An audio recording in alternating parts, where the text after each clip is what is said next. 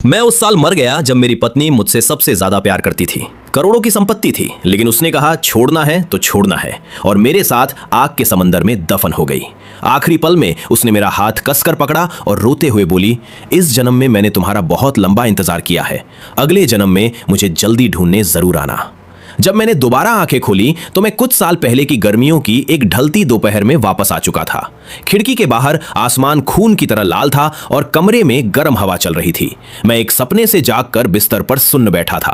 कोने में रखी अलार्म घड़ी टिक टिक कर रही थी। टेबल पर कैलेंडर रखा था। मैंने अपना सिर झुकाया और अपनी रिंग फिंगर पर बिल्कुल नई वेडिंग रिंग को देखा।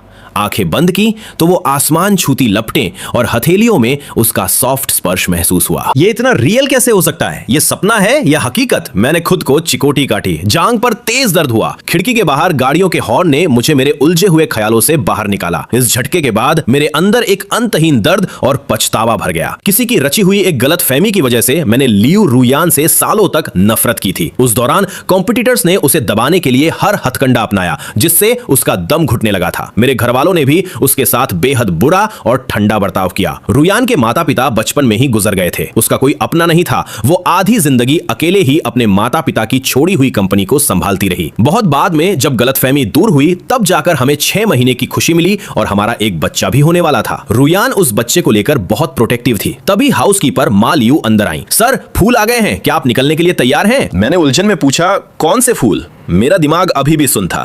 क्या आप मिस मूचीक से मिलने हॉस्पिटल नहीं जाने वाले थे? मूचीच? अचानक ये नाम सुनकर मैं जम गया। इस उलझन में मुझे एक सुराग मिल गया था। तो आज का दिन था। मूचीच मेरी बचपन की दोस्त थी और एक बहुत टैलेंटेड एक्ट्रेस भी, लेकिन बदकिस्मती से एक एक्सीडेंट में वो बुरी तरह जल गई थी और लंबे समय से हॉस्पिटल में थी। पिछले जन्म में भी आज ही के दिन मैं फूलों का गुलदस्ता लेकर हॉस्पिटल गया था ताकि मूचीच का बर्थडे मना सकूं। हॉस्पिटल से बाहर निकलने के बाद मैंने लियू रुयान को अपनी कार में बैठे देखा था। वो बहुत दुखी और बेचारी लग रही थी, लेकिन मैंने कोई सफाई नहीं दी, यहां तक कि उसकी तरफ देखा भी नहीं। मुझे देखकर वो जल्दी से कार का दरवाजा खोलकर मेरे पीछे आई। मो भाई, आज मेरा बर्थडे है। उसकी आवाज में एक हल्की सी उम्मीद थी। मैं रुका, मुड़ा और उसे घूरते हुए कोल्ड टोन में कहा, तो क्या? रुयान की साफ आंखें मुझे बिना कुछ कहे देखती रहीं। मैंने आगे कहा, आज मूछच का भी बर्थडे है। मुझसे शादी करने के लिए तुमने हर हद पार कर दी। उसका चेहरा बर्बाद कर दिया, उसका करियर खत्म कर दिया। अब तुम मुझसे और क्या चाहती हो? रुयान ने होठ खोले और बेबसी में समझाने की कोशिश की कि वो सिर्फ एक एक्सीडेंट था। यह सुनकर मैंने ठंडी सांस ली। अगर तुमने उस दिन उसे इनवाइट नहीं किया होता तो आज वो हॉस्पिटल में नहीं होती। मैं कैसे मान लूं कि यह एक्सीडेंट था? रुयान कुछ देर चुप रही और फिर बस इतना कहा, सॉरी। उस दिन के बाद से मेरे और रुयान के रिश्ते पूरी तरह टूट गए और एक लंबा दर्दनाक कोल्ड वॉर शुरू हो गया। मुझे बहुत बाद में पता चला कि वो एक्सीडेंट, जिसे रुयान भी सिर्फ एक हादसा मानती थी, असल में किसी की रची हुई साजिश थी ताकि हम दोनों को अलग किया जा सके। मैं होश में आया, जल्दी से अपना कोट पहना और कार में बैठ गया, क्योंकि मुझे अचानक याद आया कि ये 5 साल पहले का समय है। सब कुछ ठीक करने का वक्त अभी है। ड्राइवर ट्रैफिक के बीच से गाड़ी निकाल रहा था। सर, क्या आप मिस मू को कॉल करके थोड़ा वेट करने को कहेंगे? मैंने खिड़की से बाहर ट्रैफिक लाइट्स को बदलते देखा और अपना इरादा बदल दिया। हॉस्पिटल मत चलो, कंपनी चलो। सच कहूं तो मुझे रुयान की कंपनी के बारे में ज्यादा याद नहीं था। नफरत की वजह से मैं वहां कभी नहीं गया था। यहां तक कि जब मैं ऑफिस बिल्डिंग के नीचे खड़ा था तो कंफ्यूज था कि आखिर तुम्हारी बिल्डिंग है कौन सी। रास्ते चलते लोग मुझे अजीब तरह से देख रहे थे। मैंने हाथ में एक बहुत बड़ा गुलदस्ता पकड़ा हुआ था। अच्छे कपड़े पहने थे, मानो कोई कॉलेज स्टूडेंट प्रपोज करने जा रहा हो। मैंने झिझकते हुए फोन निकाला और रुयान का नंबर ढूंढा। उसका पूरा नाम सेव था और वो मेरी इमरजेंसी कॉन्टैक्ट भी नहीं थी। मैंने कॉल मिलाया। मुझे लगा बहुत देर लगेगी, लेकिन सिर्फ 2 रिंग के बाद उसने फोन उठा लिया। फोन से उसकी मीठी आवाज आई। क्या बात है? एक बार फिर उसकी आवाज सुनकर मेरी आंखें भर आईं। मेरी आवाज भी भारी हो गई। रुयान, तुम्हारा ऑफिस कहां है? मुझे मिल नहीं रहा। ऐसा लग रहा था कि रुयान मीटिंग में है। वो थोड़ी रुकी, किसी से कहा कि मीटिंग खत्म, और फिर मुझसे बोली, मैं अभी नीचे आती हूं। कुछ ही मिनटों में रुयान ऑफिस बिल्डिंग से बाहर आई। उसकी पतली फिगर सूरज की रोशनी में लंबी परछाई बना रही थी। वो जितनी एलिगेंट और ठंडी लग रही थी, उतनी ही खूबसूरत भी। तुम यहां क्यों आए हो? रुयान ने मेरी तरफ देखा। मैंने वो गुलदस्ता उसकी बाहों में थमा दिया और थोड़ी घबराहट के साथ धीरे से कहा, हैप्पी बर्थडे। रुयान कुछ नहीं बोली। एक लंबी खामोशी छा गई। मैंने छुपकर उसे देखा। वो बिना किसी खुशी के फूलों को घूर रही थी। फिर उसके चेहरे पर एक कड़वी मुस्कान आ गई। मोबाई, क्या उसे ये नहीं चाहिए, है ना? क्या? मुझे लगा कि कुछ गड़बड़ है। मेरी नजर फूलों पर गई और मेरा दिल बैठ गया। शिट, हरे गुलाब, इसका मतलब होता है तुम्हें आसमान और समंदर देना। और मूछच को भी सितारों भरा आसमान और समंदर बहुत पसंद था। यादें इतनी उलझी हुई थीं कि मैं बस रूयान को ढूंढना चाहता था और मैंने इस डिटेल पर ध्यान ही नहीं दिया। तुम्हारे बर्थडे गिफ्ट के लिए शुक्रिया। रूयान की आवाज एकदम रूखी थी। बहुत देर हो गई है, ड्राइवर से कहो तुम्हें घर छोड़ दे। वो मुड़कर जाने लगी, लेकिन मैंने फुर्ती से उसकी कलाई पकड़ ली। रुको! रूयान को इस हरकत की उम्मीद नहीं थी। उसका बैलेंस बिगड़ा और वो सीधे मेरी बाहों में गिर गई। उसका सॉफ्ट शरीर और एक हल्की सी खुशबू मुझे महसूस हुई। रूयान लड़खड़ाते हुए खड़ी हुई, मेरी उंगलियों को काफी देर तक घूरती रही। मैंने दांत पीसते हुए जिद में कहा, रूयान, मैं वापस नहीं जा रहा। रूयान का चेहरा सख्त हो गया। मोबाई, इस बार तुम मुझे कैसे टॉर्चर करने का प्लान बना रहे हो? इस सवाल का जवाब देना बहुत मुश्किल था। मेरी यादों के हिसाब से अभी हमारी शादी को ज्यादा वक्त नहीं हुआ था। हमारे बीच बहुत झगड़े होते थे और वो झगड़े असल में मेरा वन साइडेड गुस्सा होते थे। मैं हमेशा सबसे चुभने वाली बातें कहता था, यहां तक कि त्योहारों पर भी उसे रुलाने के लिए ही गिफ्ट देता था। मैं बेशर्मों की तरह उसके पीछे पीछे चलने लगा। तो फिर बाहर से खाना मंगा लेते हैं, मैं तुम्हारे लिए लॉन्ग लाइफ नूडल्स ऑर्डर करता हूं। रूयान ने कुछ नहीं कहा, मेरी तरफ ध्यान भी नहीं दिया, लेकिन वो गुलदस्ता अब भी उसके हाथों में था। डस्टबिन के पास से गुजरते हुए मुझे लगा था कि वो उसे बिना सोचे फेंक देगी, लेकिन उसने ऐसा नहीं किया। मैं उसके पीछे पीछे ऑफिस तक गया। उसकी डेस्क पर एक ठंडा हो चुका लंच बॉक्स रखा था, जिसे छुआ तक नहीं गया था। मेरे दिल में अचानक तेज दर्द उठा। मैंने अपना फोन निकाला और उसके लिए लॉन्ग लाइफ नूडल्स का ऑर्डर दिया। सूप में कम नमक, बिना हरे प्याज के, साथ में बीफ टोमेटो स्टू और कुछ वेजिटेरियन डिशेज, वो भी बिना मिर्च के। पहले मेरी पसंद का ख्याल रखने के लिए रूयान हमेशा मसालेदार खाना ऑर्डर करती थी। मुझे बाद में पता चला कि उसका पेट खराब रहता था। उसे ज्यादा तीखा, ज्यादा ऑयली या ज्यादा नमक वाला खाना मना था। ऑर्डर करने के बाद मैं सोफे पर बैठ गया। समझ नहीं आ रहा था कि क्या कहूं। ऐसा लग रहा था कि जो भी कहूंगा गलत ही होगा। रूयान फूलों का रैपिंग पेपर हटा रही थी ताकि उन्हें फूलदान में रख सके। वो हरे गुलाब मेरी आंखों में चुभ रहे थे। मैं बिना सोचे समझे आगे बढ़ा, फूल छीने और सीधा डस्टबिन में फेंक दिए। वो हैरान रह गई और अपने अंगूठे से निकलते खून को देखने लगी, जो कांटे चुभने से निकल रहा था। उसने थक कर सांस ली। मोबाई, क्या तुम्हारा ड्रामा खत्म हुआ? मैंने अपने अंदर के गुस्से को दबाया। ये लड़की मिट्टी की मूर्त क्यों है जिसे गुस्सा ही नहीं आता? फेंक दो, मुझे ये पसंद नहीं। मैं तुम्हारे लिए दूसरे फूल लाऊंगा। रूयान ने टिश्यू पेपर से अपने घाव को दबाया और नजरें झुकाकर बेबसी से कहा, रहने दो।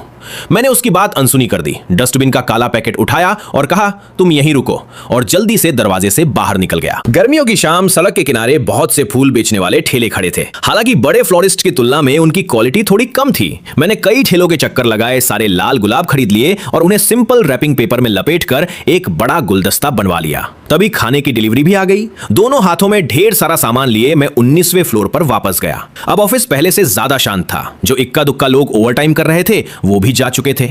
सिर्फ रूयान के ऑफिस में एक छोटी सी लाइट जल रही थी। मैं दबे पांव अंदर गया। वो कांच की बड़ी खिड़की के पास मेरी तरफ पीठ किए खड़ी थी। उसकी पीठ बहुत अकेली लग रही थी, बिल्कुल किसी आवारा बिल्ली की तरह जिसे किसी ने छोड़ दिया हो। भारी गुलदस्ते और खाने के पैकेट की वजह से दरवाजा जोर से टकराकर खुला। रूयान की पीठ एकदम से अकड़ गई। उसने अचानक पीछे मुड़कर देखा और मैं लगभग दबने ही वाला था। शायद उसे उम्मीद नहीं थी कि मैं वापस आऊंगा। थोड़ी सी हैरानी के बाद वो जल्दी से आगे आई और दोनों हाथों से फूलों को संभाला। मैंने चैन की सांस ली। मेरे माथे पे पसीना था, लेकिन मैंने मुस्कुराते हुए कहा, ये तुम्हारे लिए। मैंने सड़क के सारे लाल गुलाब खरीद लिए हैं। रूयान के खूबसूरत और शार्प चेहरे पर थोड़ी सी उलझन दिखी। ऐसा लग रहा था कि मौजूदा रूयान मेरे इस बदले हुए बर्ताव के साथ एडजस्ट नहीं कर पा रही है। क्या उसे गालियां खाने की आदत हो गई है? जब मैंने देखा कि वो फिर से उसी ठंडे लंच बॉक्स को खाने जा रही है तो मैं चिल्लाया, आह!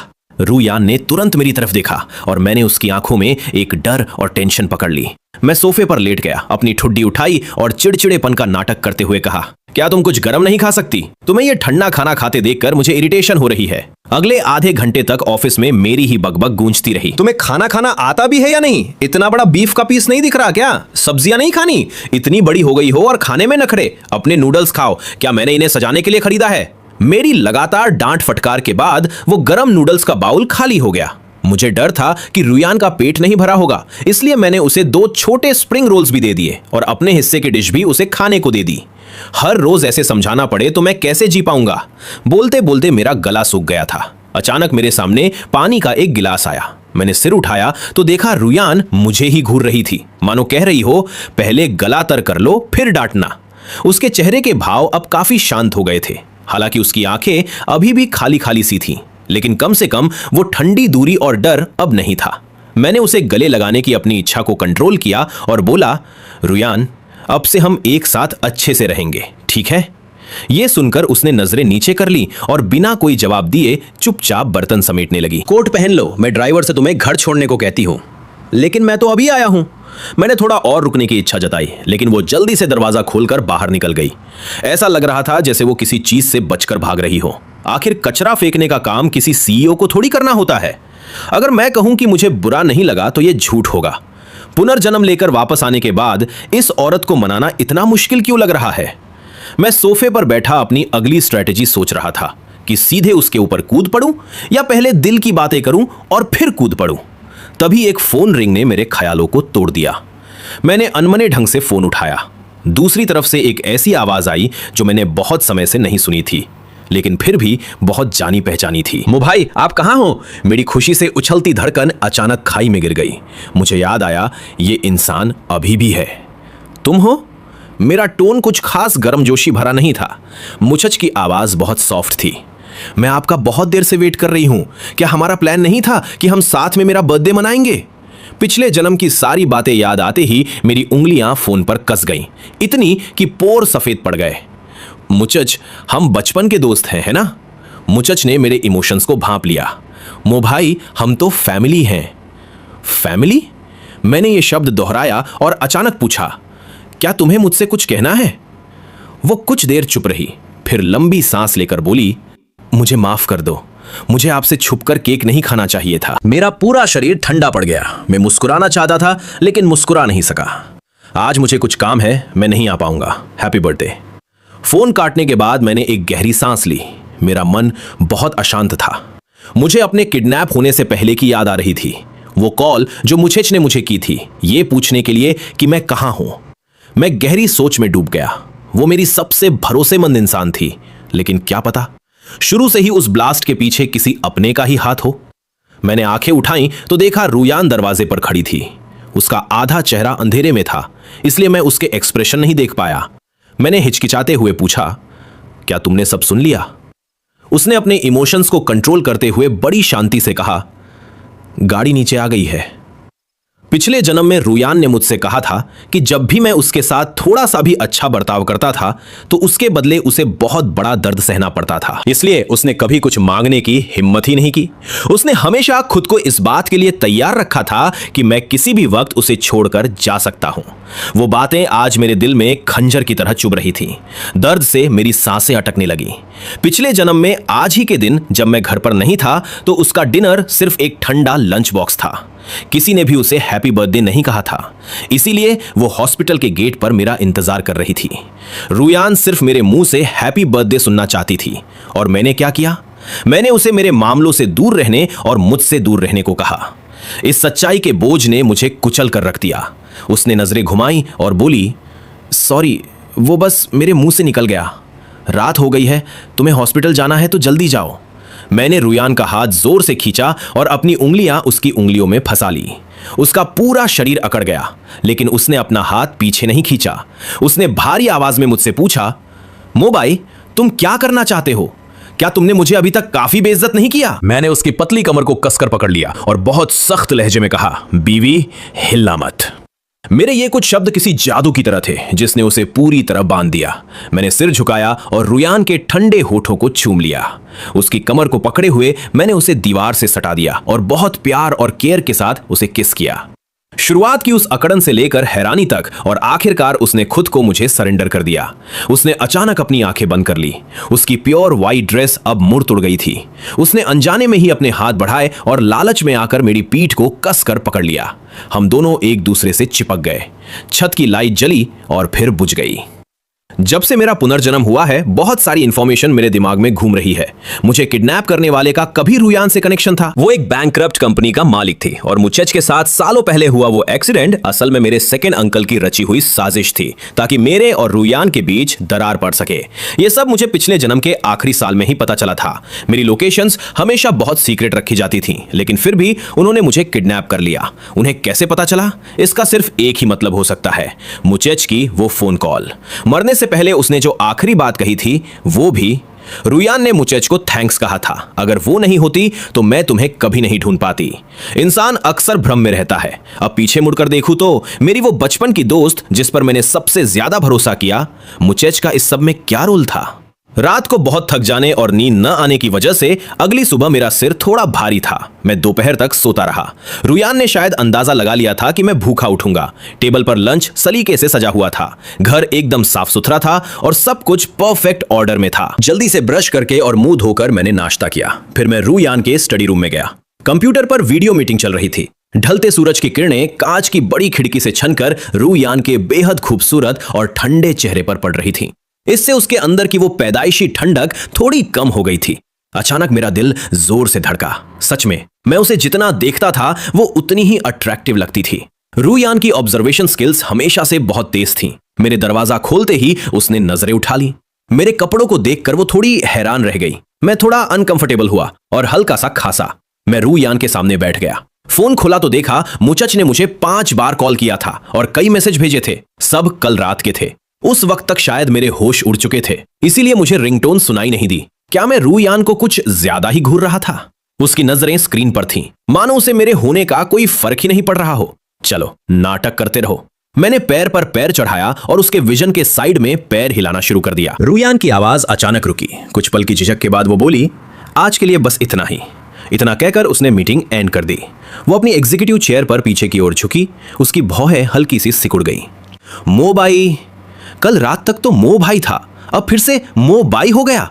मौसम थोड़ा ठंडा था। मैंने मुस्कुराते हुए अपना कोट उसके कंधों पर डाल दिया। प्रेसिडेंट लियो, क्या कल रात मेरा फोन बजा था? रुयान ने शांति से अपनी पलकें झुकाई। क्या तुम्हें नहीं पता? मैंने डेस्क के ऊपर से झुककर उसकी ठुड्डी को ऊपर उठाया। भले ही तुम कितना भी अच्छा छुपा लो, लेकिन मेरे लिए तुम सिर्फ एक छोटी सी बच्ची हो।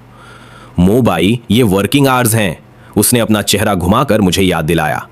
अगर उसकी सांसें थोड़ी तेज नहीं होती तो मुझे सच में लगता कि उसे कोई फर्क नहीं पड़ रहा है। मैंने उसे हल्का सा किस किया। क्या और चाहिए? वो थोड़ी देर चुप रही और फिर सीधा जवाब दिया, हाँ। मैंने उसे एक और किस किया। मैं बगल वाले कमरे में वेट कर रहा हूं। काम खत्म करो, फिर साथ घर चलेंगे। कमरे में वापस आने के बाद मुझे फिर से मुचच का कॉल आया।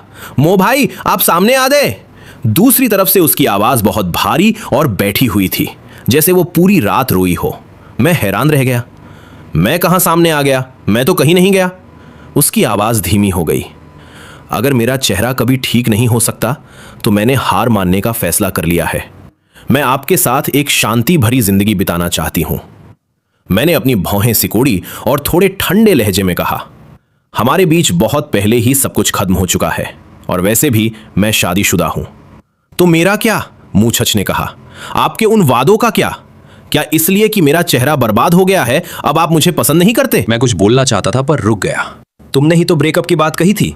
तुम्हारी नई कंपनी तुम्हें प्रमोट कर रही है ताकि तुम करियर में और आगे बढ़ सको। मुचच अभी भी हार मानने को तैयार नहीं थी।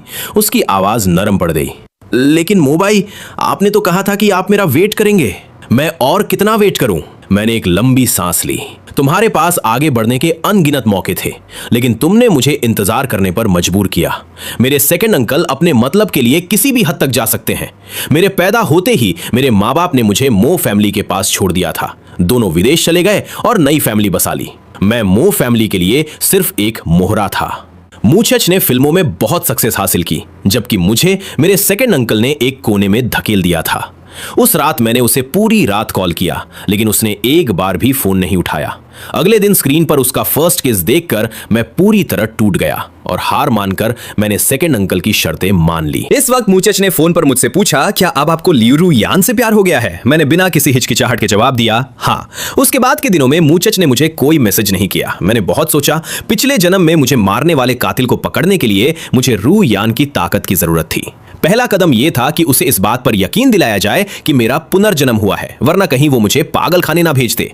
मैं हाथ का सहारा लेकर रुयान के सामने लेटा हुआ उसे मजे से एक कहानी सुना रहा था। इस महीने में ये तीसरी रीबर्थ नॉवल थी जो मैं उसे सुना रहा था। रुयान ध्यान से सुन रही थी।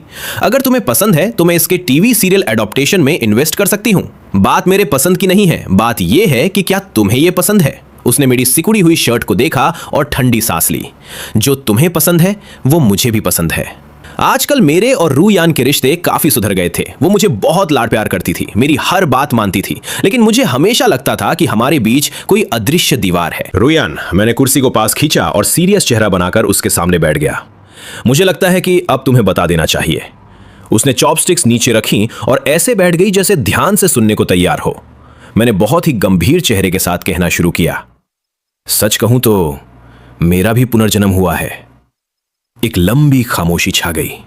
रूयान ने अपनी भौहें हल्की सी ऊपर की और होंठ दबा लिए। उसे हंसी आ रही थी। मैंने उसकी तरफ उंगली उठाई।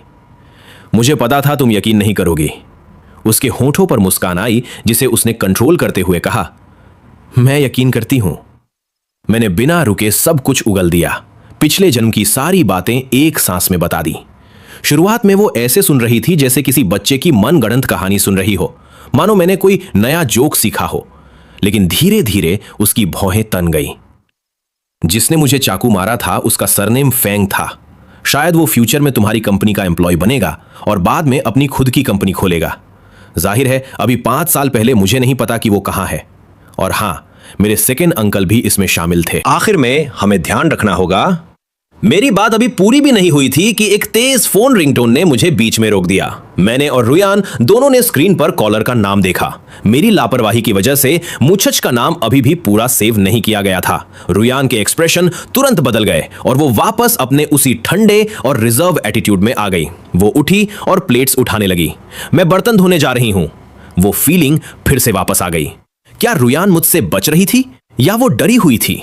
मैंने दांत पीसे फोन उठाया और उसके पीछे पीछे किचन में गया। उसकी पीठ दरवाजे की तरफ थी और उसने नल खोल दिया था। मैंने स्पीकर ऑन कर दिया। स्पीकर से मुचच की वो जानी पहचानी आवाज गूंज उठी। मोबाइल, शायद ये आखिरी बार है जब मैं आपको कॉल कर रही हूं। फोन से इंसानी आवाज के साथ साथ तेज हवाओं के चलने की आवाज भी आ रही थी। मैं तुरंत अलर्ट हो गया। उसकी आवाज बहुत धीमी थी। मैं हाई स्कूल की बिल्डिंग की छत पर हूं। मोबाई, क्या आपको याद है जिस दिन मेरे माता पिता ने मुझे छोड़ा था तब आपने कहा था कि मो फैमिली में भी कोई ऐसा नहीं है जो सच में आपसे प्यार करता हो, और उस दिन आपने मुझे रोक लिया था। उसकी आवाज बहुत हल्की थी जिसमें थोड़ी उदासी मिली हुई थी। अब आपको मेरी जरूरत नहीं है। मुझे लगता है कि अब मेरे जीने का कोई मकसद नहीं बचा। अच्छा, कोई बेवकूफी मत करना। मेरा दिमाग सुन्न पड़ गया। मैं तुरंत मुड़ा, जल्दी से कपड़े पहने और बोला, तुम वहीं रुकना, मैं अभी आ रहा हूं। मैंने फोन काट दिया। जब मुड़कर देखा तो रूयान अभी भी सिंक के पास पीठ किए खड़ी थी, मानो उसने कुछ सुना ही ना हो। बस पानी गिरने की आवाज आ रही थी। मैं घबराहट में उसके पास गया। क्या तुम पागल हो? जल्दी कपड़े बदलो। मैंने उसे खींचा तो वो लड़खड़ा गई। उसकी खूबसूरत आंखें मुझे हैरानी से देख रही थी। कपड़े बदलो? मेरा अकेले जाना ठीक नहीं लगेगा। आखिर अब मेरी शादी हो चुकी है। मैंने चिढ़ते हुए अपना फोन निकाला। मैं पुलिस को फोन कर रहा हूं। ये मुछच भी ना, अभी तो बच्चों की इवनिंग क्लासेस भी खत्म नहीं हुई होंगी। इतने लोगों के सामने वो छत से कूदेगी तो कैसा लगेगा? मैंने कपड़े बदल लिए हैं। रूयान पूरी तरह तैयार होकर दरवाजे पर खड़ी थी। मैं हैरान रह गया। तुम तो बहुत तेज निकली। पुलिस पहले ही मौके पर पहुंच चुकी थी और उन्होंने मुझसे कहा कि मुछच को बार बार कॉल न करो, उसे एक झूठी उम्मीद में रहने दो ताकि वो तुरंत कोई खतरनाक कदम न उठाए। इस बीच पुलिस ने स्कूल के बच्चों को सुरक्षित बाहर निकाल लिया था। हम जल्दी ही वहां पहुंच गए। छत पर हवा बहुत तेज चल रही थी और चारों तरफ सन्नाटा था। पुलिस मुछिक से लगभग 5 मीटर की दूरी पर खड़ी थी। कोई उसके करीब जाने की हिम्मत नहीं कर रहा था। पुलिस मुझे छत पर ले गई। मिस्टर मो, वो सिर्फ आपसे मिलना चाहती है। प्लीज थोड़ी देर तक उसे बातों में उलझाए रखिए। रेस्क्यू टीम रास्ते में है। मैंने रूयान की तरफ देखा जो पुलिस की बैरिकेडिंग के बाहर खड़ी थी। उसने मुझे सिर हिलाकर इशारा किया। मैंने एक गहरी सांस ली, एक कदम आगे बढ़ाया और आवाज लगाई, मुचेच। छत के किनारे बैठी वो परछाई थोड़ी हिली और अपना सिर मोड़ा, जिससे उसका आधा जला हुआ चेहरा नजर आया। मो भाई, आप आ गए। उसे देखकर मैं कुछ पल के लिए सुन्न हो गया। ऐसा लग रहा था मानो उसे देखे हुए एक जमाना बीत गया हो। पिछले जन्म में रूयान के साथ गलतफहमियां दूर होने के बाद हम उससे मिलने कई बार गए थे, लेकिन मुचिच ने हमेशा हमसे मिलने से इनकार कर दिया। शायद एक ऐसे इंसान के लिए जिसे आपने सालों तक नफरत की हो, यह मानना बहुत मुश्किल होता है कि असली मुजरिम वो नहीं है। इसके अलावा बाद में रूयान के परिवार के दुश्मनों की वजह से हालात इतने खराब हो गए थे कि मुझे घर में ही रहना पड़ता था। बाहर निकलने की हिम्मत नहीं होती थी। पिछले जन्म और इस जन्म को मिला लें तो शायद हमें मिले हुए 1 साल से ज्यादा हो चुका था। मुचच, क्या तुम पहले नीचे आ सकती हो? मुचच ने मेरी बात पर कोई ध्यान नहीं दिया और बस मुझे देखती रही। जब भी हमारी आंखें मिलती थी मुझे लगता था कि मैं आपके लिए खास हूं। रूयान आपको बहुत अच्छी तरह समझती है। उसने सही कहा था, मैं कुछ ज्यादा ही एक्सट्रीम हो गई थी। साफ है कि शादी से पहले ही आपने मुझसे कह दिया था कि अब हम सिर्फ एक फैमिली की तरह रहेंगे। शायद मैं ही बहुत लालची हो गई थी। मुझे वो पुराने दिन याद आ गए, वो दिन जब मैं और मुचच एक दूसरे के सहारे जीते थे। जब बुंडे उसे परेशान करते थे तो मैं उसे बचाता था, और जब सेकंड अंकल ने मुझे घर से निकाल दिया था तो वो भारी बारिश में मेरे लिए छाता लेकर आई थी और मुझे अपने घर ले गई थी। एक पल के लिए मेरा मन डोल गया, क्या सच में उसी ने मुझे मरवाया था? मुचच मुस्कुराई। आपने वादा किया था कि आप हर साल मेरा बर्थडे मेरे साथ मनाएंगे। अगर आप मेरे लिए बर्थडे सॉन्ग गाएंगे तो क्या मैं नीचे आ जाऊं? मैंने गाना शुरू किया और हवाओं का शोर भी धीरे धीरे शांत होने लगा। मेरी आवाज रात के अंधेरे में उस छत पर गूंजने लगी। लेकिन गाना गाते हुए अचानक मुझे याद आया कि शायद मैंने रूयान के बर्थडे पर उसके लिए गाना नहीं गाया था। घर जाकर मुझे इसकी भरपाई करनी होगी। गाना खत्म होने के बाद मुचच छत पर मेरी तरफ मुंह करके खड़ी हो गई। थैंक यू, बहुत सालों बाद आपकी आवाज में गाना सुना, बहुत अच्छा लगा। मैं आपसे एक आखिरी सवाल पूछना चाहती हूं। उसकी आवाज तेज थी। क्या आप अब भी मुझसे प्यार करते हैं? मैं काफी देर तक चुप रहा, फिर बोला, तुम मेरी फैमिली हो। मुचच की गहरी आंखें भीड़ की तरफ देख रही थी, मानो वो रूयान से नजरें मिला रही हों। छत पर चल रही हवा से मुझे थोड़ी ठंड लगने लगी। मैंने कहा, क्या तुम मेरे साथ घर चलोगी?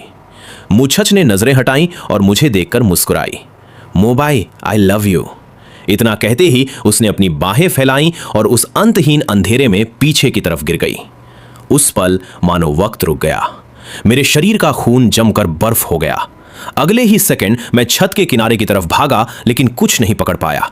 मैं उस गहरे अंधेरे को घूरता रह गया। दिमाग एकदम खाली हो चुका था। तभी मुझे नीचे गिरने की एक भारी आवाज सुनाई दी। मेरे पैर कांपने लगे और मैं घुटनों के बल जमीन पर गिर पड़ा। मुचच मर गई। क्या मेरी वजह से उसकी जान गई? कहते हैं इंसान बहुत सेंसिटिव होता है। मैं और वो कितने सालों से एक दूसरे को जानते थे। उसे महसूस हो गया था कि मैं उससे दूर जा रहा हूं, इसीलिए उसने अपनी जान दे दी। क्या इसका मतलब यह था कि मैंने उसे मार डाला? मेरा शरीर बर्फ की तरह ठंडा पड़ चुका था, दिमाग सुन्न था और मैं लगातार कांप रहा था। अचानक पीछे से गर्म हाथों ने मुझे गले लगा लिया। वो जानी पहचानी खुशबू उस वक्त किसी लाइफ सेवर की तरह लग रही थी। उसने मुझे गले लगाया और बोली, वो मरी नहीं है। नीचे पुलिस ने उसे बचाने के लिए एयर कुशन बिछा रखा था। मैंने अपनी आंखें बंद कर ली और काफी देर बाद जाकर मेरी सांस में सांस आई। रूयान की आवाज बहुत ठंडी थी। उसे सिर्फ थोड़ी खरोंचे आई है। उसे हॉस्पिटल ले जाया गया है। अगर तुम जाना चाहते हो तो मैं तुम्हें छोड़ सकती हूं। नहीं, मेरी आवाज बैठी हुई थी। मैं तुम्हारे साथ रहना चाहता हूं। मैं और रूयान वापस कार में आ गए। खिड़की के बाहर पुलिस वाले एक एक करके वहां से जा रहे थे। थोड़ी देर में कोई हमें हॉस्पिटल ले जाएगा, क्योंकि मुचच का कोई परिवार नहीं है। मैंने बहुत थकी हुई आवाज में रूयान से कहा, यहां आने से पहले एक बात थी जो मैंने तुमसे नहीं कही थी। मुझे शक है कि मुचच भी पिछले जन्म की उस साजिश में शामिल थी। रूयान ने एक गहरी सांस ली। और अगर वो शामिल नहीं हुई तो? अगर वो बेकसूर निकली तो तुम उसे चुनोगे या मुझे? जब उसने ये सवाल पूछा तब जाकर मुझे सच में राहत मिली, क्योंकि रूयान हमेशा यही मानकर चलती थी कि मैं उसे कभी नहीं चुनूंगा। मैंने पूरी सीरियसनेस के साथ रूयान की तरफ देखा। जाहिर सी बात है, मैं तुम्हें चुनूंगा। तुम्हें याद है जब मुचच ने अपना डेब्यू किया था? उस वक्त मैं मुचच से ब्रेकअप कर चुका था। वो फिल्मों में गई, उसका नाम बड़ा हो गया। जब मेरी तुमसे शादी हुई तब तक हमारे ब्रेकअप को 1 साल से ज्यादा हो चुका था। मैं मानता हूं कि शुरुआत में मैं तुमसे नफरत करता था, ठीक वैसे ही जैसे मैं सेकंड अंकल से करता था। मुझे उन लोगों से नफरत थी जो बिना मेरी इजाजत के मेरी जिंदगी में घुस आए थे। उसी दौरान मुचच का एक इन्वेस्टर के साथ डिनर पर जाते वक्त एक्सीडेंट हो गया और वो गाड़ी तुम चला रही थी। इसलिए मैंने तुम्हें भी सेकंड अंकल जैसा ही बेरहम और क्रूर मान लिया था। मैंने तुमसे इसलिए नफरत नहीं की थी क्योंकि मुझे मुचेच पसंद थी। मुझे बस ऐसे लोग पसंद नहीं थे जो जरा सी बात पर किसी का करियर बर्बाद कर दें। रूयान ने धीरे से मेरा हाथ पकड़ लिया। सॉरी, वो मेरी ही गलती थी। मैंने चीजों को ठीक से नहीं संभाला। नहीं, मैंने उसके माथे पर हल्का सा किस किया। मैंने कहा ना, वो सेकंड अंकल की गलती थी। इसमें तुम्हारी कोई गलती नहीं थी। तुम्हें किसने डांटा? मैं उससे जाकर हिसाब लूंगा। वो थोड़ी देर चुप रही और फिर बोली, थैंक यू। ये पहली बार है जब किसी ने मेरा साइड लिया है, वो भी तुमने। ये सुनकर मुझे फिर से बहुत गिल्टी महसूस होने लगा। रूयान ने मुझे ध्यान से देखा। क्या तुम बता सकते हो कि तुमने मुझे पसंद करना कब शुरू किया? कार में काफी अंधेरा था, लेकिन मैं उसकी आंखों में एक चमक देख सकता था। मैंने धीरे से कहना शुरू किया, एक बार तुम शराब पीकर घर आई थी और तुमने मेरे पिल्ले के लिए मेरे बुने हुए मफलर को खराब कर दिया था। आधी रात को तुम फर्श पर पालथी मारकर बैठी थी और यह समझने की कोशिश कर रही थी कि इसे वापस कैसे बुना जाए। मैंने तुमसे कहा कि सो जाओ तो तुमने कहा कि अगर पिल्ले के पास मफलर नहीं होगा तो उसे सर्दियों में बहुत ठंड लगेगी। तभी मैंने सोचा, जो इंसान इस बात की फिक्र कर सकता है कि एक पिल्ले को ठंड लगेगी या नहीं, वो किसी इंसान को नुकसान कैसे पहुंचा सकता है। सच कहूं तो एक बात थी जो मैंने उसे नहीं बताई। उस रात रुयान नींद में बड़बड़ा रही थी। उसने कहा था, मो बाई, मुझे भी बहुत ठंड लग रही है। और ये मैंने तब सुना जब मैं आधी रात को पानी पीने उठा था। उस वक्त मेरा दिल पिघल गया था। मुझे लगा वो भी कितनी बेचारी है, अकेली, जिससे कोई प्यार नहीं करता। रुयान बहुत मजे से सुन रही थी। क्या हम कुत्ता पालने वाले हैं? शादी के तीसरे साल मेरे बर्थडे पर तुमने मुझे एक कुत्ता गिफ्ट किया था। तुमने कहा था कि तुम बहुत बिजी रहती हो, अक्सर घर नहीं आ पाती, इसलिए ये मेरे साथ रहेगा। मैंने उंगलियों पर हिसाब लगाते हुए खुशी से कहा, अगर अभी के हिसाब से देखें तो वो शायद अभी किसी घर में बूढ़ा कुत्ता होगा। उसका अभी तक पुनर्जन्म नहीं हुआ होगा। हमारा कुत्ता बहुत होशियार था, उसे जो सिखाओ तुरंत सीख जाता था। क्या तुम्हें शक नहीं है कि उसने भी मैनपो का सूप नहीं पिया था? मैं अचानक चुप हो गया। रुयान भी हैरान रह गई। मैंने खाली नजरों से उसका हाथ पकड़ा और कहा, वो भी मेरे जैसी ही है। क्या मतलब? मेरी भौहें और तन गई। अभी मुझ के कूदने से पहले उसने मुझसे कहा था कि सालों से उसने मुझे हैप्पी बर्थडे गाते हुए नहीं सुना, लेकिन सच तो यह है कि मैंने पिछले साल ही उसके लिए गाया था। रुयान ने आंखें सिकोड़ी और उसे तुरंत समझ आ गया कि बात क्या है। आधे घंटे बाद जब हम हॉस्पिटल पहुंचे तो डॉक्टर ने हमें बताया कि कोई मुंह छच को ले जा चुका है। जब हमने और पूछा तो उन्होंने पेशेंट की प्राइवेसी का बहाना बनाकर हमें कुछ भी बताने से मना कर दिया। इस सिचुएशन के बाद यह यकीन करना बहुत मुश्किल था कि मुंह छच का उस सब से कोई लेना देना नहीं था। घर लौटते वक्त मैं बस एक ही बात के बारे में सोच रहा था। तुम्हें क्या लगता है, क्या उसने जानबूझकर वहां से छलांग लगाई थी? रुयान की नजरें बाहर की तरफ थी। जाहिर है, जब ऊंचाई बहुत ज्यादा नहीं होती तो पुलिस हमेशा रेस्क्यू एयर कुशन लगाती है। अगर मैं उसकी जगह होती तो मुझे 100% यकीन होता कि मैं कूदने के बाद भी जिंदा बचूंगी। मैंने उसे ध्यान से देखा। तो तुम्हें क्या लगता है उसके दिमाग में क्या चल रहा था? उसने हल्की सी सांस ली। तुम्हारी सिंपैथी पाना, सिर्फ इसलिए ताकि तुम उसकी तरफदारी करो। पिछले दोनों जन्मों को मिलाकर यह सच में पहली बार था जब रुयान ने मुझसे इतने जेलसी भरे शब्द कहे थे। मैंने अपने होंठ दबाए और बहुत सीरियस होकर सिर हिलाया। समझ गए? उसने रूखेपन से पूछा। औरतें औरतों को सबसे अच्छी तरह समझती है। मैं खिड़की के बाहर गुजरते नजारों को देखते हुए गहरी सोच में डूब गया। मैंने रुयान को 5 साल पहले ही वार्निंग दे दी थी कि किसी से सावधान रहना है। उम्मीद है कि चीजें इससे ज्यादा खराब नहीं होंगी। पिछले जन्म की याद आई जब वो बिना डरे आग के समंदर में कूद गई थी और मुझे कसकर गले लगा लिया था। उस पल को याद करके मेरा दिल फिर से दर्द से भर गया। घंटों तक सफर करने के बाद जब हम घर पहुंचे तो काफी रात हो चुकी थी। हाउसकीपर मां लियू जा चुकी थी और लिविंग रूम की लाइट बंद थी। जैसे ही रुयान ने लाइट जलाने के लिए हाथ बढ़ाया, मैंने झपट कर उसे सोफे पर गिरा दिया। रुयान के कपड़े थोड़े अस्त व्यस्त हो गए। उसने भारी आवाज में पूछा, तुम क्या कर रहे हो? मैंने उसके कान के पास फुसफुसाते हुए कहा, रुयान, मैं तुमसे प्यार करता हूं।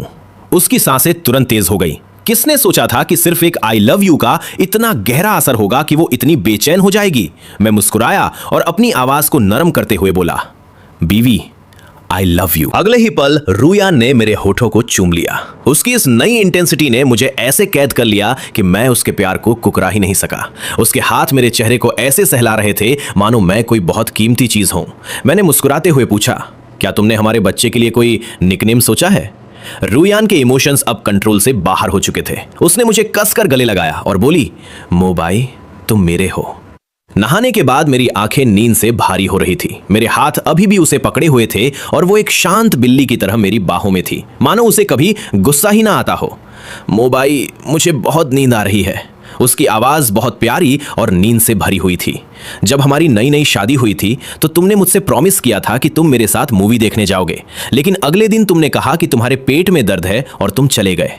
क्या तुम हॉस्पिटल उससे मिलने गए थे? मेरे लिए तो यह बहुत पुरानी बात हो चुकी थी। मैंने थोड़ा याद करने की कोशिश की, लेकिन इसका मूछत से कोई लेना देना नहीं लगा। उस बार मैं सच में ड्रिप लगवाने हॉस्पिटल गया था, लेकिन रुयान की टोन कुछ ठीक नहीं लग रही थी। मेरी नींद पूरी तरह उड़ चुकी थी। मैं उठकर बैठ गया।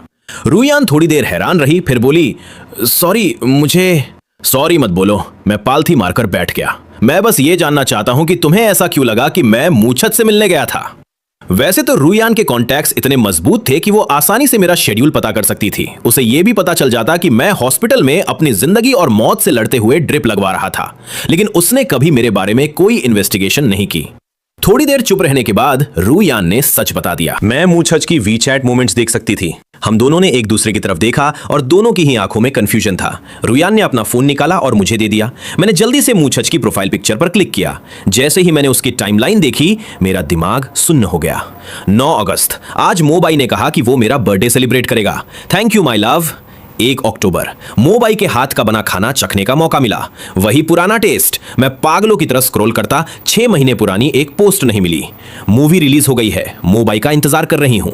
ये ठीक वही दिन था जब मुझे गैस्ट्रोएंटेराइटिस, पेट का इंफेक्शन हुआ था। लेकिन जब मैंने अपना फोन चेक किया तो मुझे की टाइमलाइन बिल्कुल खाली थी। ये पोस्ट सिर्फ रूयान को दिखाने के लिए सेट किए गए थे। सच तो यह था कि शादी के बाद से मैं मुझे से बहुत कम मिलता था। ज्यादा से ज्यादा हॉस्पिटल वाले मुझे बिल भरने के लिए कॉल करते थे, या जब डॉक्टर को उसका ट्रीटमेंट प्लान चेंज करना होता था तब वो मुझसे बात करती थी। मैं सच में उसे सिर्फ एक पुरानी दोस्त मानता था, लेकिन वो मेरी पीठ पीछे बार बार मेरे अपनों को चोट पहुंचा रही थी। मेरे सिर में दर्द होने लगा था। और तुमने इस सब पर यकीन कर लिया? इन पोस्ट में मेरी एक भी फोटो नहीं है। रूयान ने नजरें झुकाकर मेरे फोन की खाली स्क्रीन को देखा। उसकी आंखों में कुछ उम्मीद सी जगी। मोबाई, मेरी हिम्मत नहीं हुई कि मैं इस पर यकीन न करूं। वो बार बार ऐप खोलती और बंद करती रही, मानो कुछ कंफर्म करना चाहती हो, या शायद ये सिर्फ उसकी घबराहट थी। जब अचानक से थोड़ी उम्मीद दिखी तो मुझे डर लगा कि अगर मैं इन्वेस्टिगेट करवाऊंगी और मुझे पता चला कि तुम सच में उसके साथ मूवी थिएटर में थे, तो इससे अच्छा था कि मुझे कुछ पता ही न चले। मुझे उस पर गुस्सा भी आ रहा था और तरस भी। तुमने मुझसे एक बार पूछा क्यों नहीं? बोलते बोलते मैं अचानक रुक गया। वो मुझसे पूछने की हिम्मत कैसे करती? उस वक्त मैं बात बात पर उसे ताने मारता था। अगर वो पूछती भी तो शायद मेरे जवाब उसके खुद के अंदाजों से भी ज्यादा कड़वे होते। मेरी गलती है। मैंने अपनी रूठी हुई बीवी को गले लगा लिया। मेरी नाक जलने लगी थी। सॉरी, आज के बाद मैं तुम पर कभी गुस्सा नहीं करूंगा। वो धीरे से मुस्कुराई। मैं तुमसे कभी नाराज नहीं होंगी। बस कभी ये मत कहना कि तुम्हें मेरी जरूरत नहीं है। उस रात हमारे बीच की आखिरी दीवार भी गिर गई। मुझे शक होने लगा था कि रूयान को सच में खुद को टॉर्चर करवाने की आदत पड़ गई थी। अगर उसे एक दिन भी डांटना पड़े तो वो बेचैन हो जाती थी। पतझड़ की एक सुबह मेरा गुस्सा फिर से फूट पड़ा। रूयान, क्या तुम कंपनी में काम करते करते मरना चाहती हो? क्या तुम चाहती हो कि मैं तुम्हें बेस्ट हार्डवर्किंग एम्प्लॉय का अवार्ड दूं? फोन पर रूयान की आमतौर पर अट्रैक्टिव लगने वाली आवाज अब एकदम भारी और सैंड पेपर जैसी खुरदरी हो चुकी थी। सर्दी की वजह से उसकी नाक भी बंद थी। उसने हंसते हुए कहा, मैं अभी भी काम कर सकती हूँ।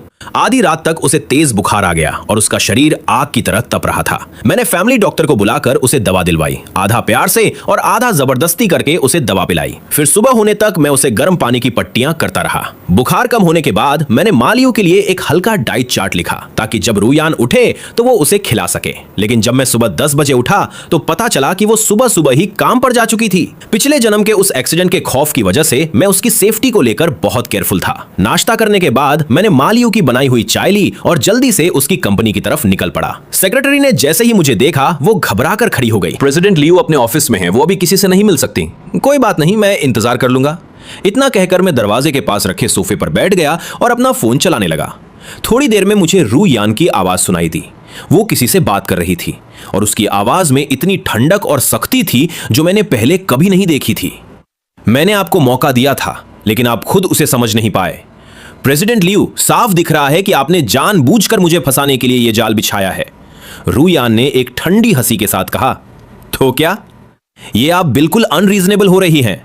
मैं एक बिजनेसमैन हूं। मेरा पहला फोकस प्रॉफिट होता है। मैंने कभी किसी के साथ रीजनेबल होने का दावा नहीं किया। मैं अपनी ठुड्डी पे हाथ रखे मजे से सुन रहा था, जबकि सेक्रेटरी डर के मारे कांप रही थी। अचानक दरवाजा जोर से खुला और एक अधेड़ उम्र का आदमी गुस्से में बाहर निकला। जाते वक्त उसकी नजरें मुझसे टकराईं। मैं सुन्न रह गया। बॉस फैंग, यही वो आदमी था जिसने पिछले जन्म में मुझे चाकू मारा था। क्या रूयान ने अपना काम शुरू कर दिया है? मानना पड़ेगा, वो एक्शन लेने में बहुत तेज है। सेक्रेटरी ने पसीना पोंछते हुए तेज आवाज में कहा, प्रेसिडेंट लियू, आपके हस्बैंड आए हैं। मैं अपने ख्यालों से बाहर आया और लंच बॉक्स लेकर अंदर गया। रूयान खिड़की के पास बैठी थी। उसने सफेद शर्ट पहनी थी जिस पर जरा भी दाग नहीं था। उसने मुझे देखकर बहुत ही कोमलता से मुस्कुराते हुए कहा, तुम आज दोपहर में वापस आओगे? मैंने लंच बॉक्स उसकी डेस्क पर रखा और सामने बैठ गया। जो आदमी अभी अभी बाहर गया वो वही है जिसने मुझे चाकू मारा था, जिसके बारे में मैंने तुम्हें बताया था। रूयान की खूबसूरत आंखों में अचानक बर्फ जैसी ठंडक आ गई।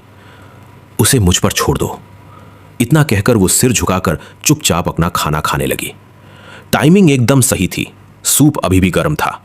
वो खाते वक्त भी इतनी ग्रेसफुल लगती थी कि उसे देखकर ही दिल खुश हो जाता था।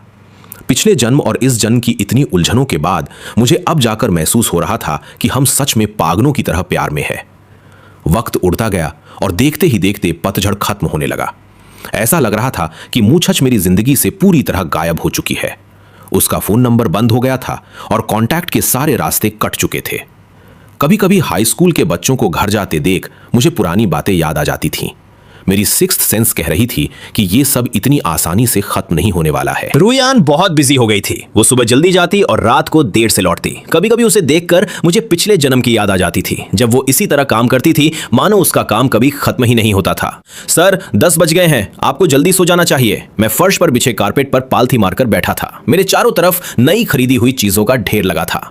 मैं थोड़ा और इंतजार करूंगा। हिसाब लगाऊं तो पूरे 1 हफ्ते से मेरी रूयान से ठीक से बात नहीं हुई थी। आज अचानक मेरा मन किया कि मैं उसका इंतजार करूं। मौसम ठंडा हो रहा था, इसलिए मैं मॉल गया था और उसके लिए सर्दियों के कपड़े लेकर आया था। एक कैमल कलर का चेक वाला मफलर, एक वूलन कोट और वो चीज जो उसे बहुत पसंद थी, एक फजी ग्लव्स का पेयर जो थोड़ा बचकाना सा लगता था। जब मैं इन चीजों को वार्डरोब में रखने जा रहा था तभी अचानक मुझे अपने कोट की जेब में फोन के वाइब्रेट होने की आवाज सुनाई दी। मैंने उसे निकाला तो देखा कि एक ईमेल आया है। मैंने उसकी एक फोटो खींची और रूयान को मैसेज भेजा। मजाकिया अंदाज में कहा, बीबी तुम्हारे पास ऐसा कौन सा फोन है जिसके बारे में मुझे नहीं पता।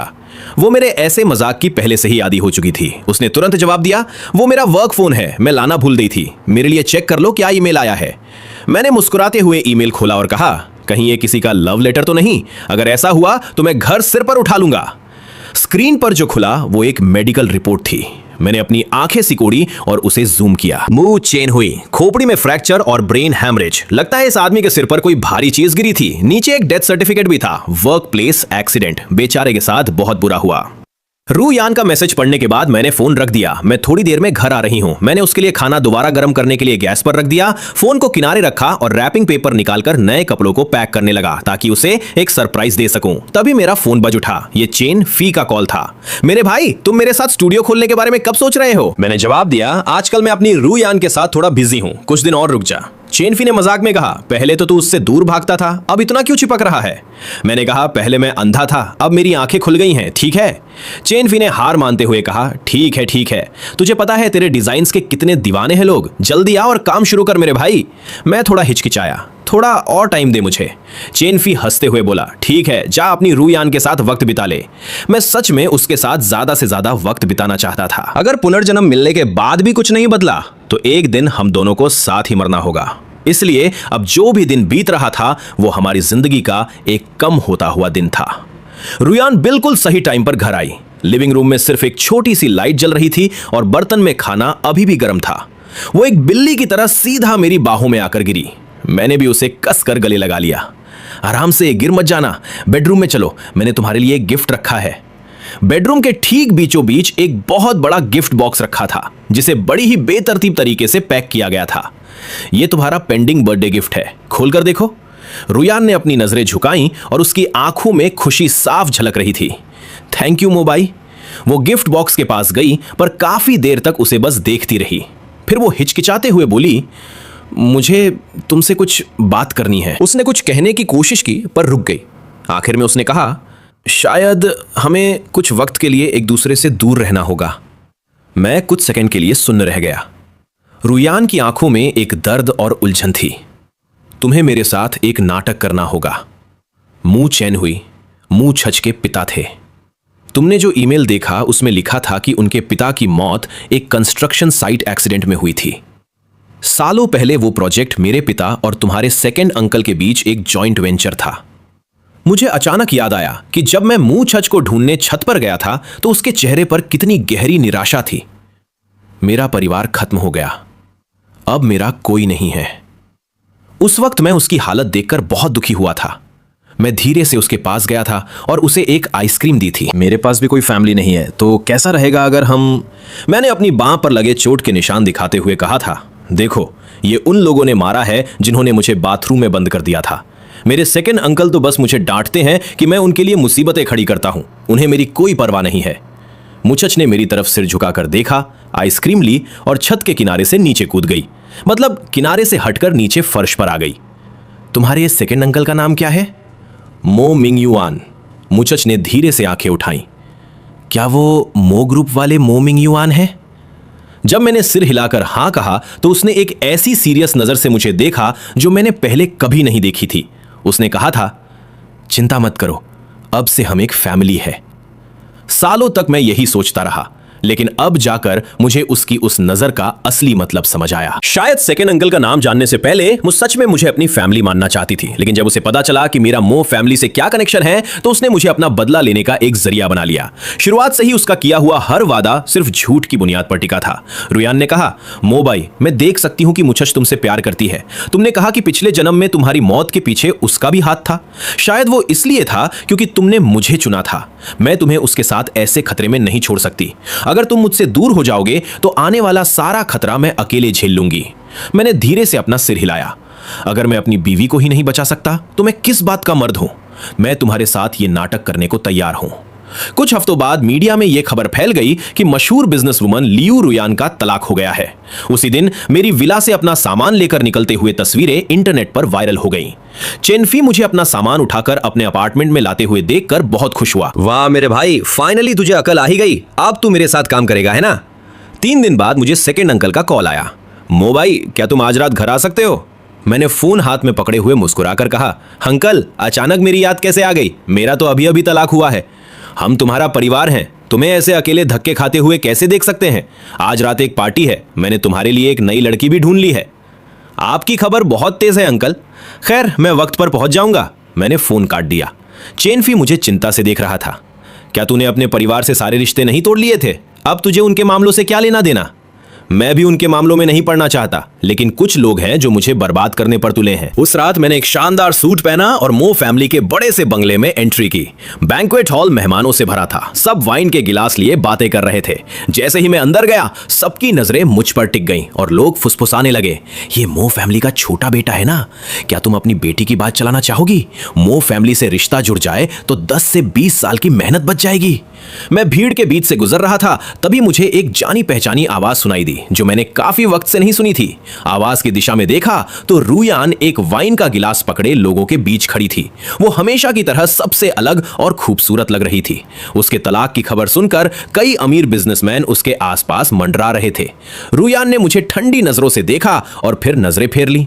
इस नाटक को असली दिखाने के लिए मैं उसके पास नहीं गया और सीधा बालकनी का दरवाजा खोलकर बाहर निकल गया ताकि थोड़ी ताजी हवा ले सकूं। लेकिन बालकनी पर पहले से ही कोई मौजूद था, और वो भी मेरा एक पुराना जानकार। मूछ वो रेलिंग के सहारे खड़ी थी। उस जले हुए चेहरे का अब सिर्फ एक खूबसूरत हिस्सा अंधेरे में चमक रहा था। मो भाई, बहुत दिन हो गए। मेरे कदम रुक गए। हाँ, बहुत दिन हो गए।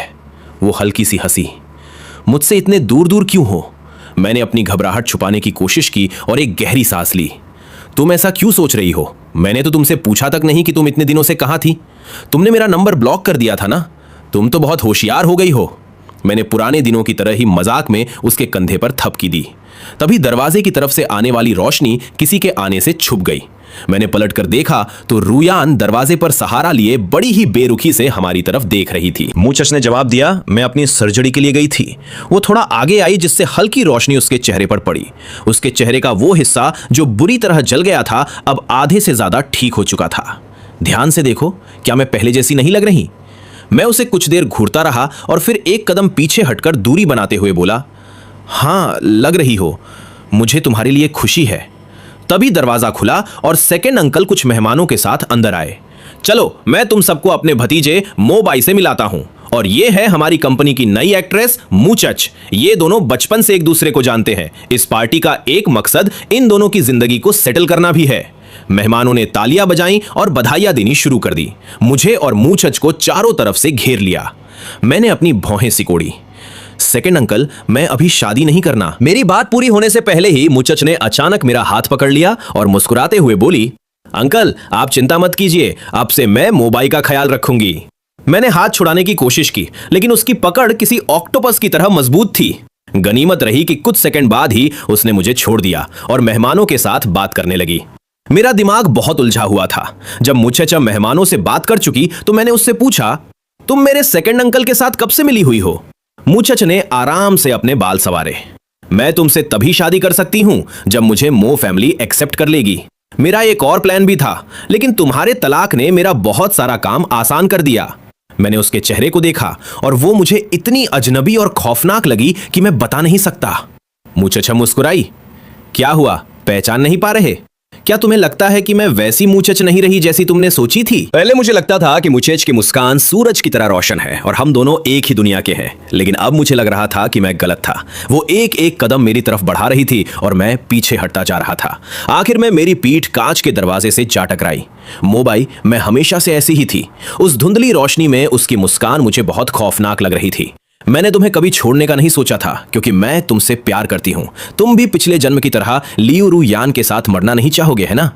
तो ये वही थी। मैंने गुस्से से अपने दांत पीसे। मेरा हाथ पीछे दरवाजे के हैंडल पर गया और मैंने उसे धीरे से दबाया। दरवाजा खुलते ही वॉयलिन की मीठी धुन और हॉल की रोशनी अंदर आ गई। मुचेच, इस बार मैं तुम्हें जीतने नहीं दूंगा।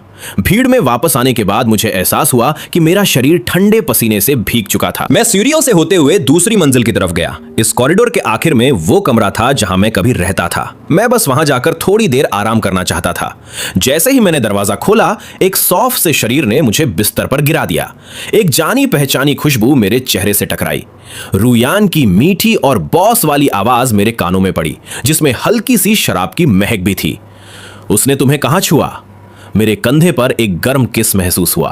कुछ देर एक दूसरे में खो जाने के बाद मैंने धीरे से पूछा, क्या तुम जल रही हो? पूरा कमरा जलन की महक से भर गया है। रुयान की आवाज भारी हो गई।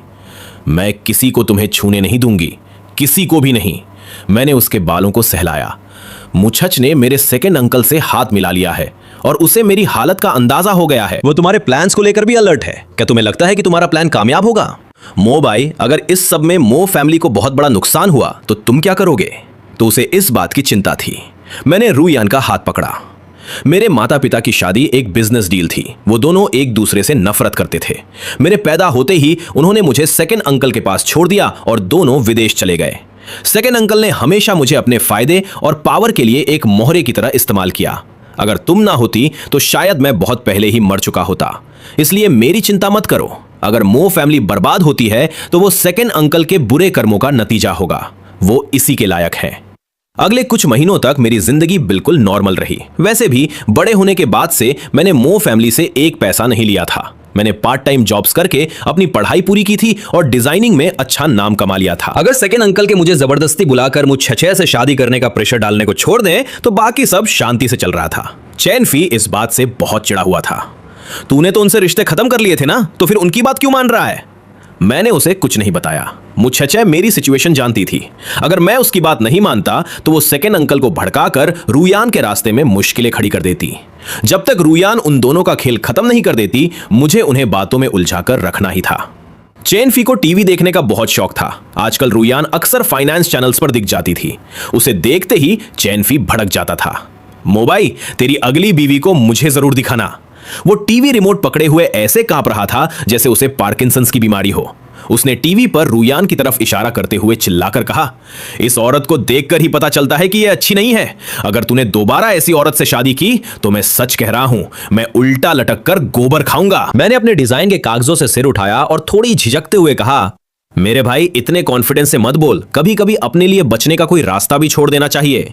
अब मुझे रुयान से मिलने के लिए छुप छुप कर जाना पड़ता था। शेडोंग में भारी बर्फबारी हुई थी। मैंने एक मोटा स्वेटर पहना और कचरे का बैग लेकर नीचे आया। रुयान की कार मेरी बिल्डिंग के नीचे खड़ी थी। बाहर बहुत ठंड थी, लेकिन वो कार से बाहर खड़ी मेरा इंतजार कर रही थी। उसने वही वूलन कोट पहना था जो मैंने उसे दिया था और वो मफलर भी गले में लपेटा हुआ था। मैंने उसकी तरफ हाथ हिलाया तो वो उछलते हुए मेरे पास आई और खुशी से मेरी बाहों में गिर गई। मैंने जल्दी से कहा, बाहर बहुत ठंड है, कार के अंदर चलो।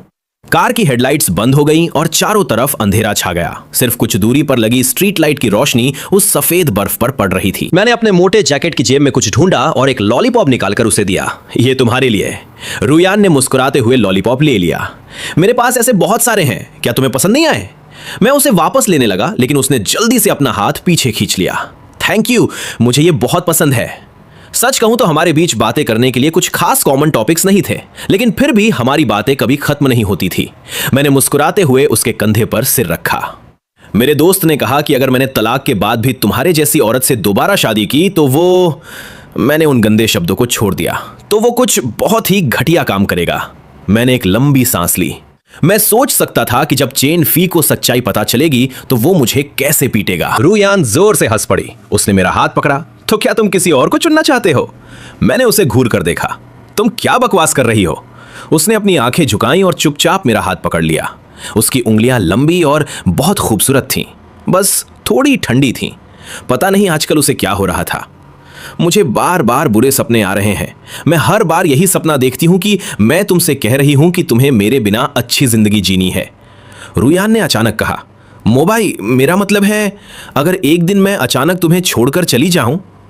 उसकी बात पूरी होने से पहले ही मैंने उसे टोक दिया। तुम कहीं नहीं जाओगी।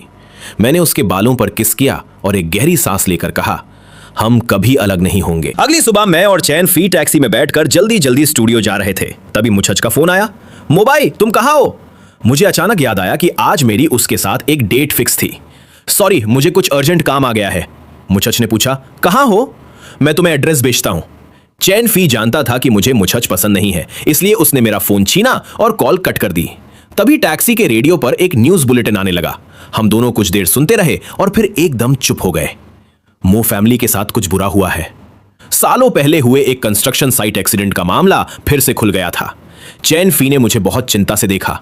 मैंने सिर हिलाते हुए कहा, मैं ठीक हूं। मुझे उम्मीद नहीं थी कि रूयान इतनी जल्दी अपना काम कर लेगी। मुझे पिछले जन्म की याद आई। सेकंड अंकल ही मास्टरमाइंड थे जिन्होंने बॉस फैंग को उस ब्लास्ट के लिए उकसाया था। इतने दिनों से मेरे दिल में जो डर बैठा था वो अब थोड़ा कम हो रहा था। इस बार सब कुछ 10 साल पहले ही हो गया। रूयान की कंपनी तेजी से तरक्की कर रही थी और सेकंड अंकल का एम्पायर अभी इतना बड़ा नहीं था कि वो कोई खतरा बन सके। शायद अब वैसी नौबत नहीं आएगी। आज सड़क पर ट्रैफिक कम था और टैक्सी ड्राइवर भी गाड़ी बहुत आराम से चला रहा था। तभी आधी रास्ते में एक कार अचानक हमारी तरफ तेजी से आई। उसके बाद मेरी आंखों के सामने अंधेरा छा गया। कुछ दूर से मुझे एक आवाज सुनाई दी, मोबाई, अपनी आंखें खोल बेवकूफ। लोहे के घिसटने की तेज आवाज ने मुझे नींद से जगाया। मुझे अपना पूरा शरीर बहुत भारी लग रहा था।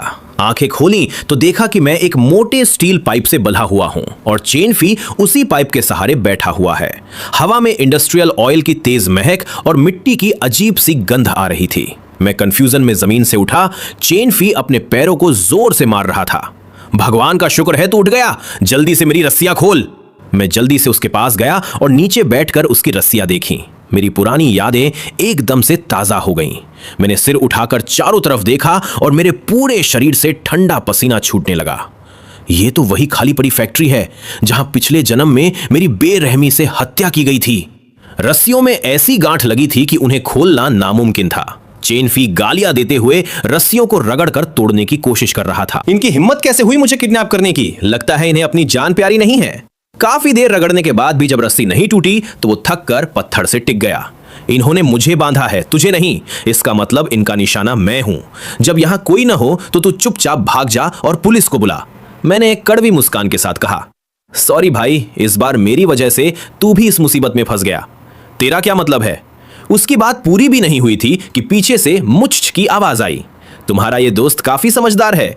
चेन फी ने सिर घुमाकर देखने की कोशिश की, पर मैंने जल्दी से उसकी आंखें ढक दी और मुझ को घूरते हुए बोला, मैंने कहा था ना, उसे इस सब के बारे में कुछ नहीं पता। चेन फी से रुका नहीं गया। मैं तुझे बता रहा हूं औरत, मेरा नाम वू है। मैं वू फैमिली से हूं। तूने मुझे बांधने की हिम्मत की? मेरे पिता तेरा वो हाल करेंगे कि तू सोच भी नहीं सकती। यह सुनकर मुछैच का चेहरा गुस्से से लाल हो गया। मैंने बीच बचाव करते हुए कहा, तुमने सुना ना, हमारे मसले में वू फैमिली को घसीटने का कोई मतलब नहीं है। चेन फी के पिता पॉलिटिक्स में थे और उसका बड़ा भाई पुलिस में था। अगर चेन फी को कुछ हुआ तो कोई भी इस बात से बच नहीं पाएगा। मुछैच ने मेरी तरफ एक पेपर कटर फेंक दिया। मैंने जल्दी से कटर उठाया और चेन फी की रस्सियां काट दी। मुड़कर मत देखना, सीधा घर जा और वहीं रहना। इतना कहते ही वो बिना पीछे मुड़े पूरी ताकत से बाहर की तरफ भाग गया। अब उस खाली फैक्ट्री में सिर्फ मैं और मुछैच बचे थे। उसने मुझे खिड़की के पास खींचा। नीचे देखो कौन आया है। नीचे ग्राउंड पर सेकंड अंकल ने रूयान के सिर पर बंदूक तानी हुई थी। वो बहुत कमजोर लग रही थी। मेरा दिल एकदम से बैठ गया। मेरी उंगलियां ठंडी पड़ गईं और कांपने लगीं। लेकिन मुझे पता था कि मैं जितना कंसर्न दिखाऊंगा रूयान की जान को उतना ही ज्यादा खतरा होगा। मैंने अपनी आंखें बंद कर ली और पूरी तरह से बेपरवाह दिखने की कोशिश करते हुए कहा, मेरा और उसका तलाक हो चुका है। उसके साथ जो भी हो मुझे उससे कोई फर्क नहीं पड़ता। अच्छा, ऐसा है क्या? मुछेच ने नीचे देखते हुए एक ठंडी आवाज में कहा। सेकेंड अंकल, इसके एक पैर में गोली मार दो। बंदूक चलने की एक तेज और भयानक आवाज आई। रूयान के पैर से गहरा लाल खून बहने लगा और वो घुटनों के बल जमीन पर गिर पड़ी। उसने सिर उठाकर मेरी और मुछेच की तरफ देखा। उसका चेहरा सफेद पड़ चुका था। मुछेच, मोबाई तुम्हारे पास है, उसे जाने दो। मुछेच ने उसकी बात को इग्नोर कर दिया और मेरी तरफ मुड़कर पूछा, मोबाई, क्या तुम्हें मजा आ रहा है? मेरा पूरा शरीर बर्फ की तरह ठंडा पड़ चुका था। मेरे मुंह से एक शब्द भी नहीं निकल रहा था। मुचच ने फिर से आदेश दिया, सेकेंड अंकल, अब दूसरा पैर। मैंने तुरंत मुचच का हाथ कसकर पकड़ लिया और कांपती आवाज में बोला, प्लीज ऐसा मत करो। मुचच की मुस्कान तुरंत गायब हो गई। मेरी उंगलियों ने उसका हाथ इतनी जोर से पकड़ा हुआ था कि मेरे पोर सफेद हो गए थे। उसने बहुत ही चैलेंजिंग नजरों से रुयान की तरफ देखा और अगले ही पल उसने मेरी ठुड्डी पकड़कर कहा, मुझे किस करो। मैं पीछे हटने ही वाला था कि उसने कहा, क्या तुम चाहते हो रूयान मर जाए? मेरा शरीर अकड़ गया। मैं हिल भी नहीं पा रहा था। मुछेच ने अपने होंठ मेरे होंठों पर रख दिए। मुझे अंदर से इतनी घिन आ रही थी कि मुझे उल्टी करने का मन कर रहा था। मैंने मुछेच को धक्का देकर दूर किया और उसे गुस्से में कुछ कहने ही वाला था, तभी नीचे से एक और गोली चलने की आवाज आई। मेरा दिमाग एकदम ब्लैंक हो गया। मैं घबराते हुए खिड़की के पास पहुंचा, लेकिन वहां रूयान खून से लथपथ नहीं पड़ी थी, बल्कि सेकेंड अंकल की पीठ में गोली लगी थी और वो जमीन पर गिरे पड़े थे। थोड़ी ही दूरी पर स्वॉट टीम की गाड़ियां आ चुकी थीं और उन्होंने कुछ ही सेकंड्स में पूरी जगह को घेर लिया था। मुछच का चेहरा डर से पीला पड़ गया। उसने तुरंत अपनी बंदूक मेरी तरफ तान दी। उसने कभी नहीं सोचा था कि पुलिस इतनी जल्दी आ जाएगी। उसने एक हथकड़ी से मुझे स्टील पाइप के साथ बांध दिया और मुझे खींचकर एक ऐसे अंधेरे कोने में ले गई जहां स्नाइपर्स की नजर न पड़ सके। उसने जोर से चिल्लाकर कहा, मेरे हाथ में बम का रिमोट है, रूयान को अंदर भेजो मुझसे मिलने, वरना मैं इसके साथ साथ खुद को भी उड़ा लूंगी। मुछच, शांत हो जाओ। मैं बिल्कुल शांत हूं। मुछच की आवाज में एक पागलपन आ चुका था। पिछले जन्म में तुम रूयान के साथ मरने को तैयार थे, तो फिर मेरे साथ क्यों नहीं मर सकते? मुझे लगा था कि मैं सब कुछ ठीक कर लूंगी, लेकिन तुम्हारा भी पुनर्जन्म हो गया।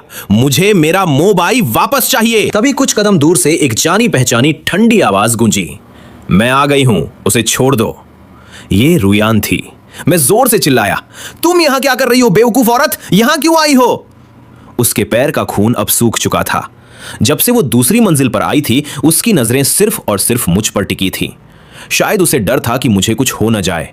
मुछच ने मुझे पीछे खींचा और अपनी बंदूक रूयान की तरफ तान दी। लियू रूयान, इस बार हम कुछ नया खेलते हैं। मुछच ने कुछ दूरी पर रखे एक नकली जैकेट की तरफ इशारा किया। वो जैकेट पहनो। मत पहनना, मैं जोर से चिल्लाया। मुछच किसी पागल की तरह जोर जोर से हंसने लगी। मोबाई, पिछले जन्म में रूयान ने तुम्हारे साथ मरने की हिम्मत की थी और तुम उससे कितना प्यार करते हो। मैंने इस दिन का बहुत लंबे समय से इंतजार किया है। आज या तो वो मरेगी या फिर तुम। रूयान, भाग जाओ यहां से। मेरा गला सूख चुका था, फिर भी मैं पूरी ताकत से चिल्लाया, लेकिन रूयान ने मानो मेरी बात सुनी ही नहीं और जल्दी से वो जैकेट पहन ली। जैसे ही टाइमर की पहली बीप बजी, मैंने निराशा में अपनी आंखें कसकर बंद कर ली। मुछच ने मुझे आगे की तरफ धक्का दिया। मोबाई, दोनों में से किसी एक को चुनो। मैं उन दोनों के बीच खड़ा था। मैंने एक कदम रूयान की तरफ बढ़ाया तो वो आधा कदम पीछे हट गई। मोबाई, मेरे पास मत आना, इसमें बम है, रूयान ने बहुत ही सीरियस होकर कहा। मैं अपनी जगह पर जम गया। मेरी हिम्मत नहीं हो रही थी कि मैं एक कदम भी और आगे बढ़ाऊं। मुझे मौत से डर नहीं लगता था, लेकिन इस वक्त अगर मैं मुछच के सामने रूयान को चुनता तो मुछच का गुस्सा भड़क जाता। वो शायद वक्त से पहले ही बम फोड़ देती। रूयान पीछे हटते हुए खिड़की के पास पहुंच गई। उसने मेरी तरफ देखा और फिर मुछच से कहा, मुछच, तुम्हारे पिता के साथ जो हुआ मुझे उसका अफसोस है, लेकिन तुम्हारे जैसे इंसान मेरे पिता का नाम लेने के लायक नहीं है। मुछच, जो अभी तक मजे से तमाशा देख रही थी, अचानक भड़क गई और एक कदम आगे बढ़ी। तुम जैसे अमीर और घमंडी लोग जिनके मुंह में चांदी का चम्मच होता है, क्या तुम्हारे पास रत्ती भर भी इंसानियत है? रूयान ने बहुत ही ठंडेपन से मुस्कुराते हुए एक ताना मारा। लेकिन उस साल तुम्हारे पिता ने ही सेफ्टी रूल्स तोड़े थे। उन्होंने हेलमेट नहीं पहना था। हमने तुम्हें पूरा मुआवजा भी दिया था। सच कहूं तो तुम बस एक लूजर हो जो अपनी नाकामियों का इल्जाम दूसरों पर डाल रही है। मेरा पूरा शरीर कांपने लगा। क्या यह दुनिया पागल हो गई है? रूयान का एक एक शब्द मुछच की कमजोर नस पर वार कर रहा था। क्या रूयान जीना नहीं चाहती? मुछच ने अचानक अपनी जेब से एक लाइटर निकाला और उसे जोर से जमीन पर फेंक दिया। पलक झपकते ही वहां भयंकर आग भड़क उठी। उसने पहले ही पूरे फर्श पर पेट्रोल छिड़क रखा था। तुम लोगों ने ही मेरी जिंदगी बर्बाद की है। मूछच की आंखें खून की तरह लाल हो चुकी थी। वो आग के बीच से मेरी तरफ बढ़ रही थी। उसका आधा जला हुआ चेहरा आग की रोशनी में और भी खौफनाक लग रहा था। मो भाई, तुमने मुझे क्यों नहीं चुना? अगर तुमने मुझे पहले ही बता दिया होता कि तुम्हें मेरा यह जला हुआ चेहरा पसंद नहीं है, तो मैं कभी खुद के साथ इतनी बेरहमी से पेश नहीं आती। उसकी बात सुनकर मुझे ऐसा लगा जैसे किसी ने मेरे ऊपर बर्फ का ठंडा पानी डाल दिया हो। तो ये पागलपन उसने खुद ही किया था। मूछच जोर से हंसने लगी। अगर मैं ऐसा ना करती तो मैं तुम्हारे गिल्ट का फायदा उठाकर रुयान की इंफॉर्मेशन कैसे निकाल पाती? इतने सालों तक जो मासूमियत का नकाब मूछच ने पहना हुआ था वो आज उतर चुका था। अब उसके चेहरे पर सिर्फ पागलपन और जुनून नजर आ रहा था। मोबाई, अगर तुमने मुझे चुना होता तो आज ये सब नौबत नहीं आती। अब जो भी हो रहा है उसके जिम्मेदार सिर्फ और सिर्फ तुम हो। चलो मेरे साथ जहन्नुम में चलो। उसने अपनी जेब से एक रिमोट निकाला। अगले ही पल एक तेज गोली चलने की आवाज आई और खिड़की के कांच टूटने की आवाज भी। उसके बाद मुझे कुछ सुनाई नहीं दिया। मेरे कानों में एक अजीब सी सुन्न करने वाली सीटी बजने लगी, जैसे कोई सुई लगातार मेरे दिमाग में चुभ रही हो। Suspect neutralized. डेड बॉडी पुरानी फैक्ट्री के सेकंड फ्लोर पर है। टीम बी रिपोर्टिंग डेटोनेटर सुरक्षित है। Confirming hostage is safe. मौके पर कोई और एक्सप्लोसिव नहीं मिला है। आग बहुत तेजी से फैल रही है। रेस्क्यू टीम्स को बोलो कि हॉस्टेजेस को तुरंत बाहर निकालें। तब मैंने पीछे मुड़कर देखा। मूछच की लाश जमीन पर पड़ी थी। ठंडी हवा ने मेरे नाक में घुसे उस धुएं और बारूद की महक को थोड़ा कम कर दिया। मुझे बाहर से चेन फी की गालियां देने की आवाज सुनाई दी, जो इस वक्त मुझे जन्नत के किसी संगीत की तरह लग रही थी। 21वीं सदी आ गई है, लॉ एंड ऑर्डर है, और ये पागल अभी भी बम से खेल रही है। शुक्र है कि ये चेन फी थोड़ा समझदार निकला और सीधा बाहर जाकर पुलिस को बुला लाया। उसकी वजह से आज मेरी और रुयान की जान बच गई।